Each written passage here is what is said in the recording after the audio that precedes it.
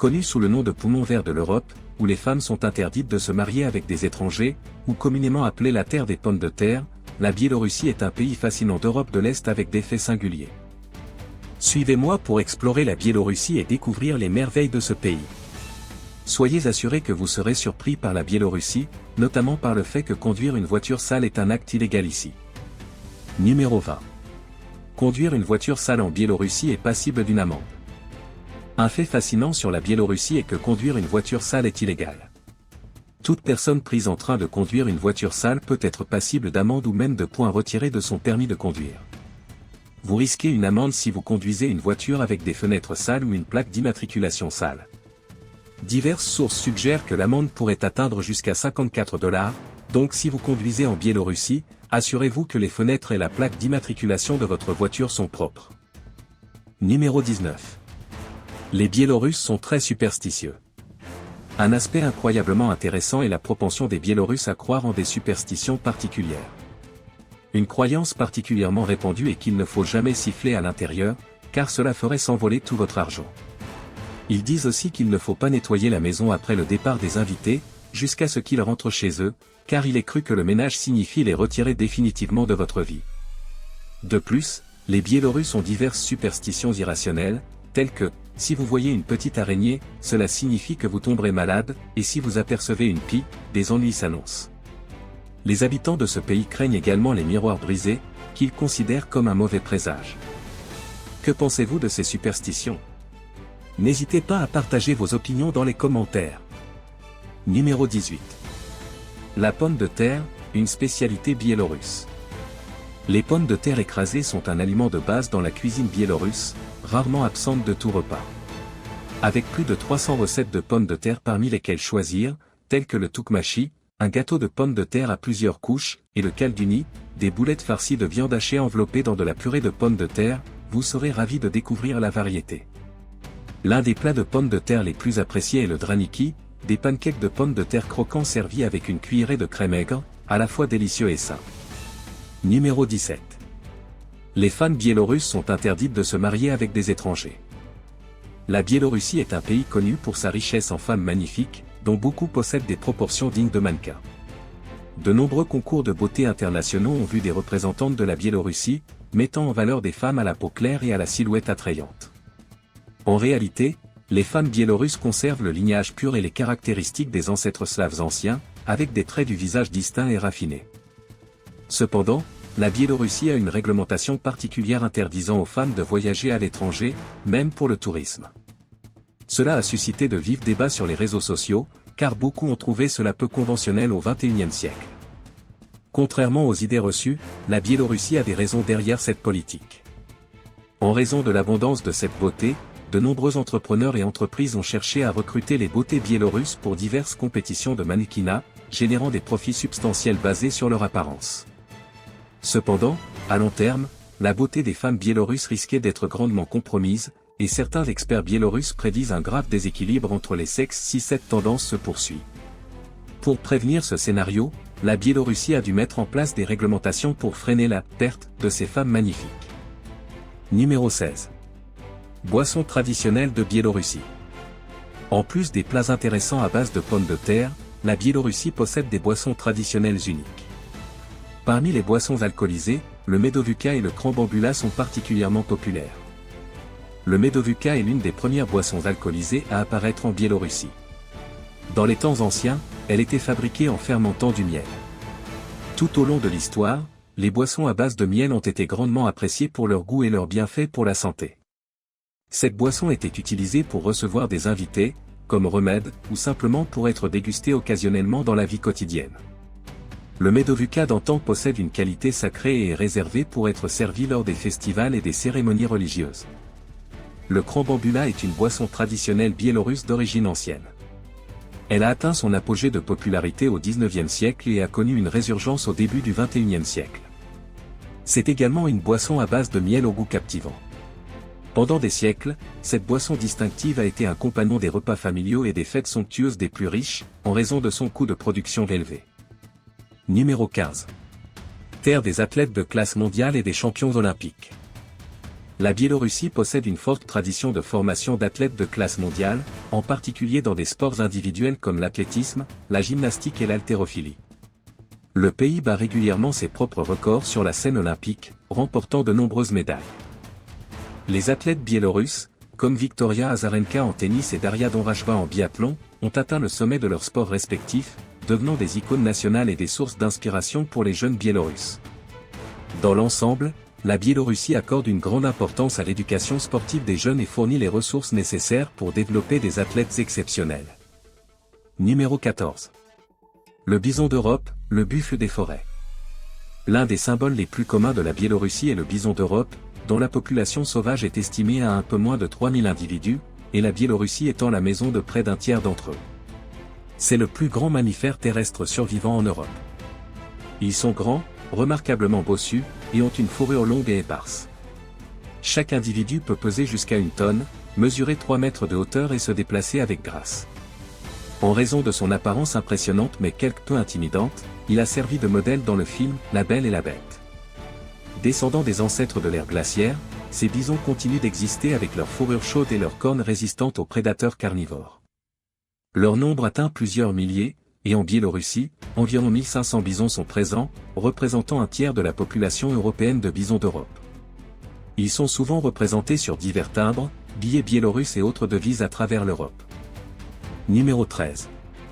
Les Biélorusses ont l'habitude d'utiliser les transports publics. La majorité des Biélorusses utilisent les transports publics, y compris les trains, trams, bus, taxis, et même le métro. Pour des distances courtes d'environ 3 km, la marche est privilégiée. Par conséquent, dans la capitale Minsk ou d'autres grandes villes, les embouteillages sont rares et les accidents peu fréquents. Les piétons sont prioritaires dans la circulation, et des passages souterrains sont présents sur les grandes avenues pour des traversées en toute sécurité. Marcher dans les rues, sous des avenues bordées d'arbres ou à travers les forêts en Biélorussie peut être fascinant. En chemin, on peut rencontrer des bancs en bois pour se reposer ou profiter d'une pause. Une habitude intéressante des Biélorusses est qu'ils ne mangent ni ne fument en marchant, contribuant ainsi à un environnement plus propre, car jeter des déchets dans les espaces publics est rare. La conscience environnementale est profondément ancrée chez chaque citoyen. Numéro 12. La Bibliothèque nationale de Biélorussie, un lieu unique. Classée 25e parmi les 50 bâtiments les plus uniques au monde, la Bibliothèque nationale de Biélorussie est mondialement connue pour sa forme gigantesque de diamant. Elle sert non seulement de centre culturel et d'information pour les pays d'Europe de l'Est, mais elle accueille également de nombreuses conférences de presse du président et reçoit des visites de divers chefs d'État. L'unicité de la Bibliothèque nationale de Biélorussie réside dans sa construction, qui prend la forme d'un diamant. Selon les architectes, cela symbolise l'apogée de la valeur intellectuelle humaine. Avec ses 23 étages, elle est divisée en 2 sections principales.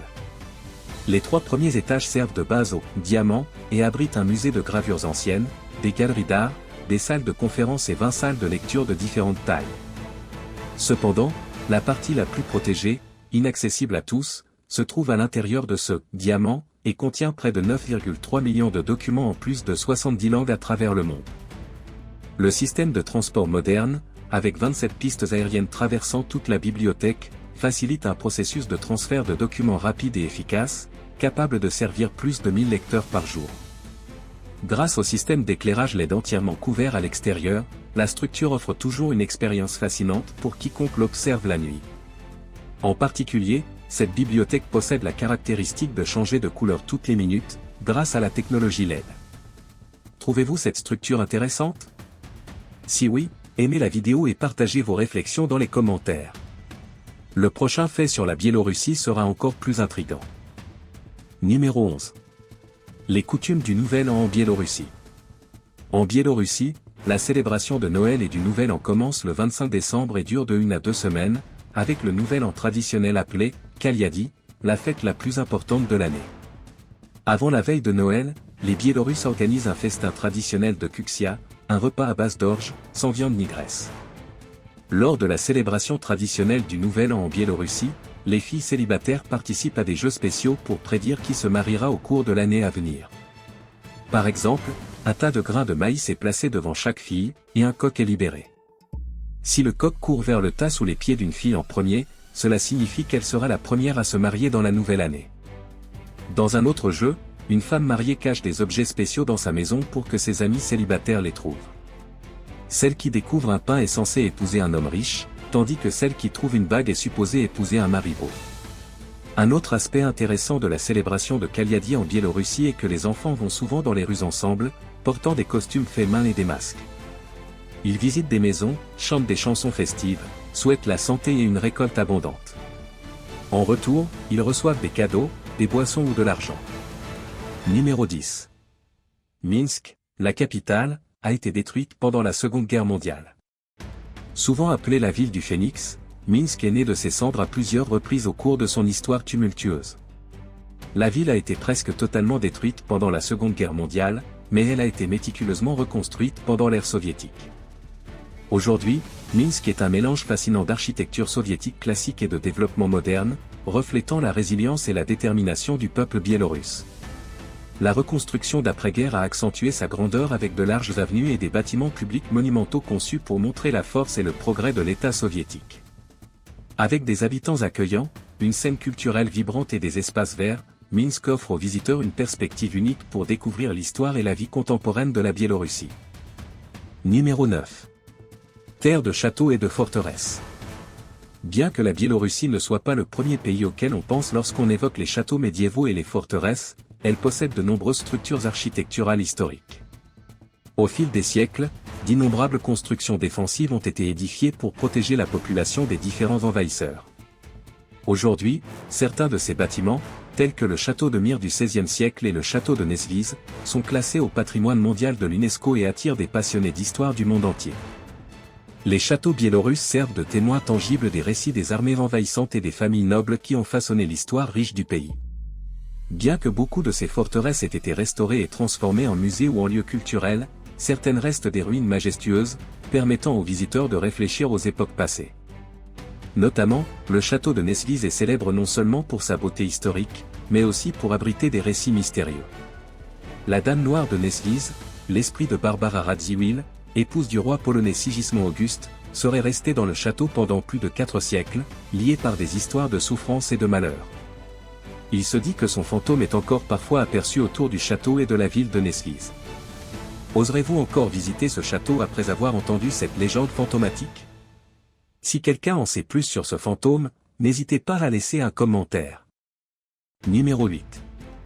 Riche tradition musicale et de danse folklorique.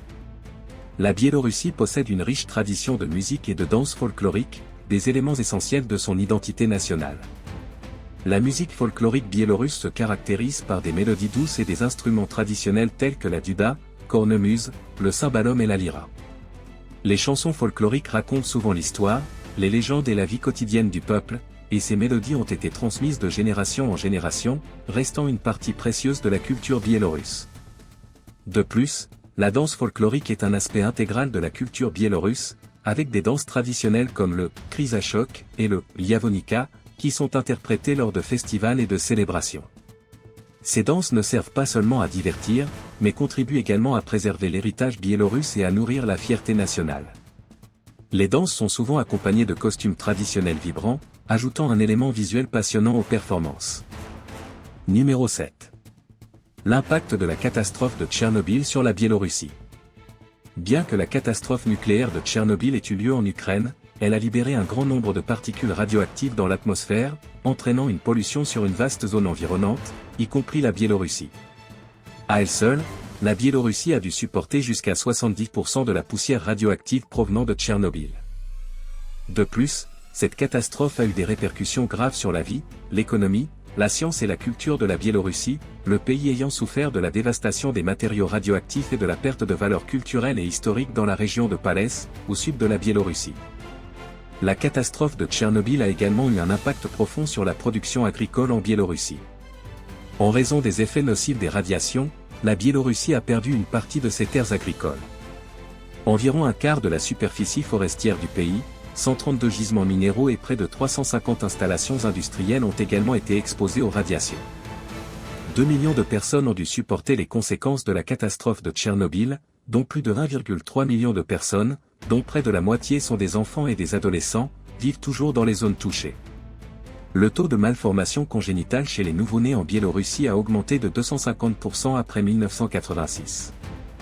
En ce qui concerne la santé, il y a eu une augmentation significative des cas de cancer, en particulier du cancer de la thyroïde, depuis la catastrophe.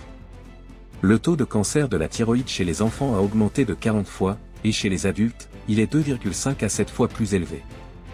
L'impact de la catastrophe nucléaire de Tchernobyl est en effet effrayant. Qu'en pensez-vous? N'hésitez pas à laisser un commentaire ci-dessous. Numéro 6. Le Bell AZ 75710 de Biélorussie, le plus grand camion-benz du monde. Le Bell AZ 75710 est le plus grand camion-benz de travaux lourds au monde, originaire de Biélorussie. Avec des dimensions colossales, mesurant plus de 20 mètres de long, près de 10 mètres de hauteur et environ 8 mètres de largeur, le Bell AZ 75710 règne en tant que « roi » des camions lourds les plus grands du monde. Ce « monstre » ne se distingue pas seulement par sa taille immense, mais aussi par sa puissance impressionnante, dépassant les 11 000 chevaux vapeur, soit 6 fois la puissance d'une voiture de course Formule 1 ou l'équivalent de la puissance combinée de 7 supercars Bugatti Chiron.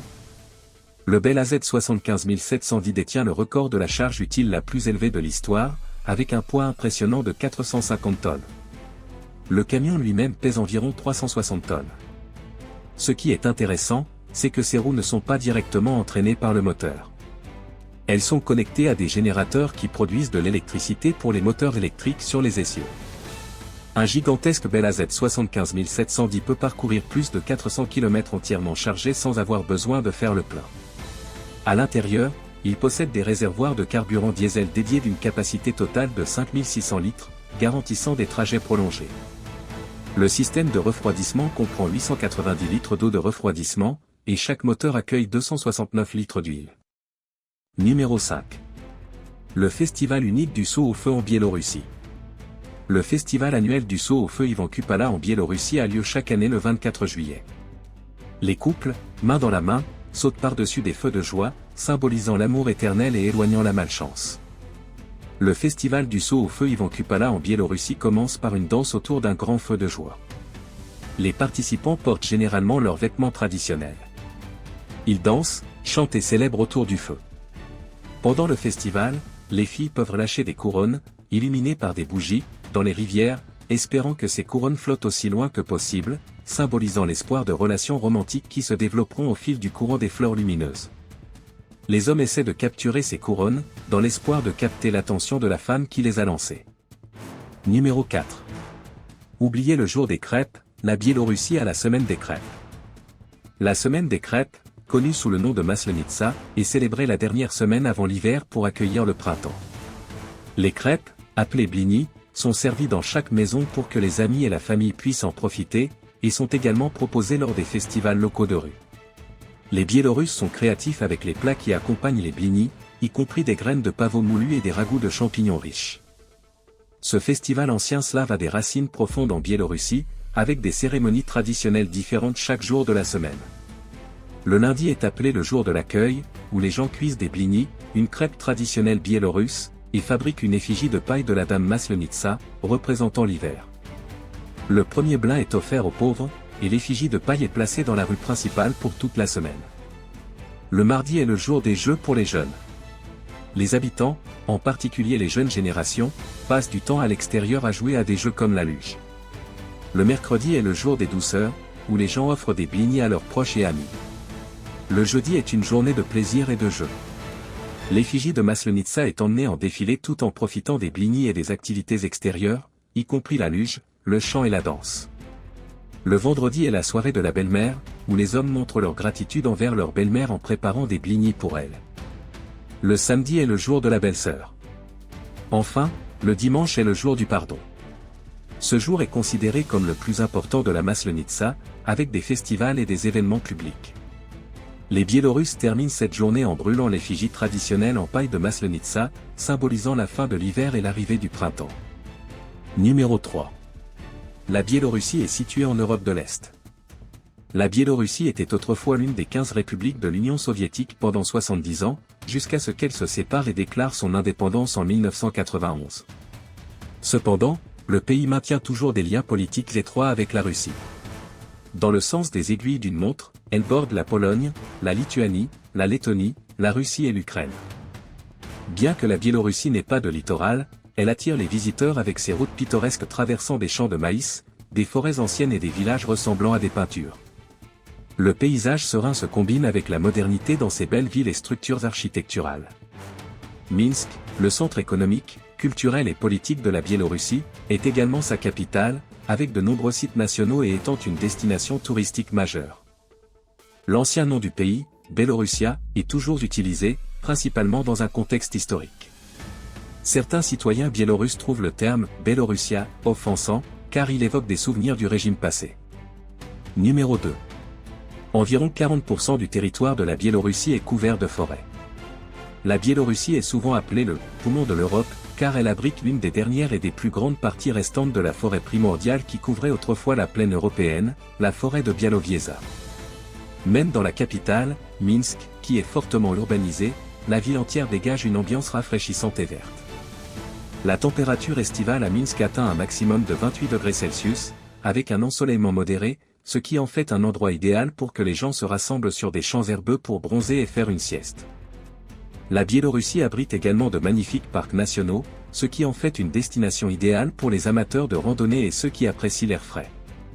D'ailleurs, un fait intéressant est que la bande verte sur le drapeau biélorusse symbolise les forêts du pays. Aimez-vous les forêts de la Biélorussie? Commentez ci-dessous et faites-nous part de vos pensées. Numéro 1. L'hiver en Biélorussie est constamment froid. La Biélorussie connaît des hivers rigoureux, avec des températures toujours inférieures à 0, atteignant un pic de moins 10 degrés Celsius. Pendant cette période, les habitants bénéficient d'une pause hivernale de 2 semaines. Face à un froid aussi intense, comment les Biélorusses restent-ils au chaud?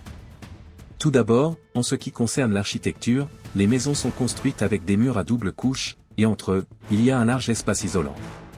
Les fenêtres sont scellées hermétiquement pour empêcher l'air froid d'entrer.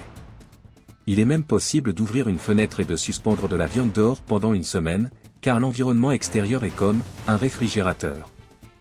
Avec ce design de maison bien scellé, il n'est pas pratique d'utiliser du bois de chauffage en raison de la pollution de l'air et de la nécessité d'abattre des arbres. À la place, un système d'eau chaude circule dans tout le bâtiment.